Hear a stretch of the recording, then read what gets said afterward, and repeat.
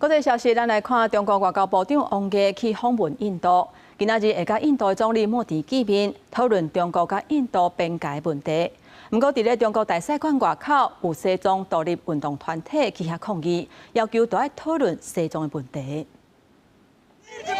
印度新德里中国大使馆外口有一阵西藏独立运动人士伫咧抗议，引举西藏的旗仔，大声喊自由西藏的口号，指控中国伫咧西藏进行文化灭绝的政策，要求来访的中国外交部长爱讨论西藏的问题。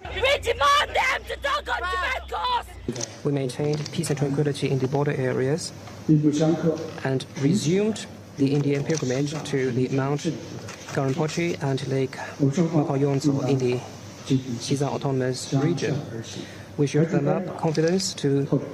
dispel interference, expand cooperation. 这是中国外交部长让3年了国访问印度，一般认为王毅这桩唔那是要替8月底印度总理莫迪访问中国铺路，同时也以中印边境问题特别代表的身份参加中印边界问题特别代表第24遍会晤，19会见莫迪。This is very important because the basis for any positive momentum in our ties is the ability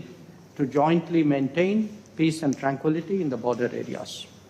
It is also essential that the de-escalation process move forward. 苏杰先讲，自2020年两国的边界发生地面冲突以来，双方体会聚集伫咧喜马拉雅山正义边境的军队也正重要。另外，伫面对着美国对印度采取高压的天发性关税政策，印度甲中国也传讲正伫咧参详重新启动已经暂停超过5年的边境贸易，讨论经由边境指定的地点重新启动贸易，因为贸易也无做，主要目的是要改善双方住伫咧边境的民众因的生活，也有商品流通。公司新闻张伟林编译。